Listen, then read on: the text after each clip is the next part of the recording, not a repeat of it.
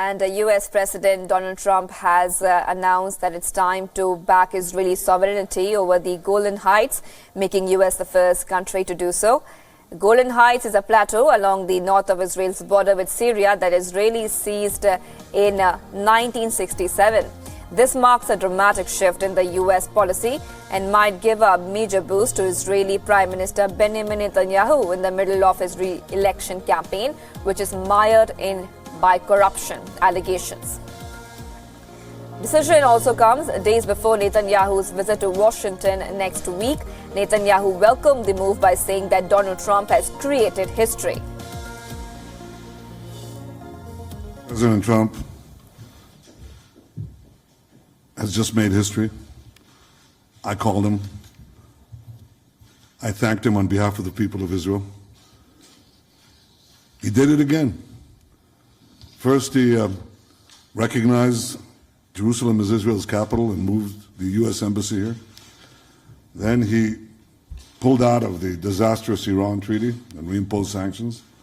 But now he did something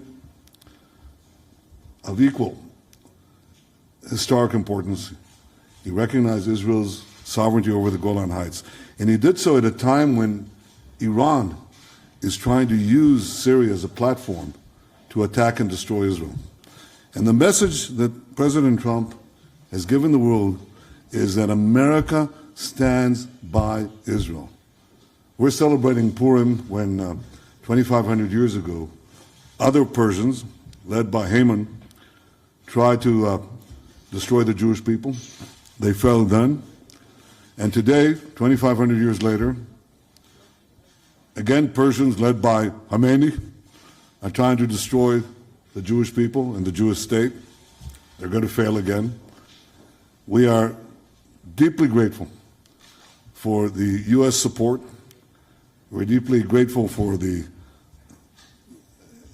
unbelievable and unmatchable support for our security and our right to defend ourselves, and everything that you do on behalf of Israel and for the state of Israel in so many forms.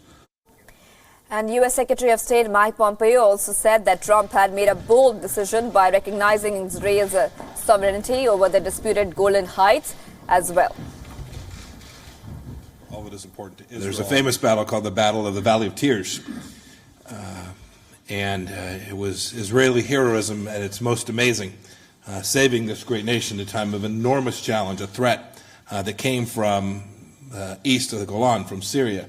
A tank battle of epic and historic proportion of amazing Israeli bravery.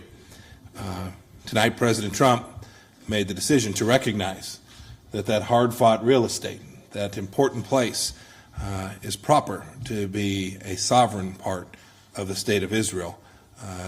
President Trump made a bold decision to recognize that, an important decision for the people of Israel. It will truly be historic. And the people of Israel should know that the battles they fought, the lives that they lost on that very ground, were worthy and meaningful and important for all time. But the latest position taken by the U.S. is controversial because, in fact, Israel's annexation of Golan Heights is not recognized by the international community.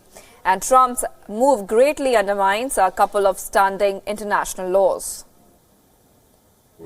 But this might boost Netanyahu's chances of a victory in a rally, in fact, a very tough election in April. Netanyahu may probably be indicted on corruption charges by Israel's Attorney General. But the latest shift in the policy stance of the U.S. is also being seen as Trump coming to the rescue of his friend. Trump has already been called out by Democrat leader Tulsi Gabbard, who tweeted, and I quote, "Another example of Trump and Netanyahu putting their own political interest ahead of the interest of our respective countries. Will escalate tensions and likelihood of war between Israel and US, Syria, Iran, Russia, short-sighted."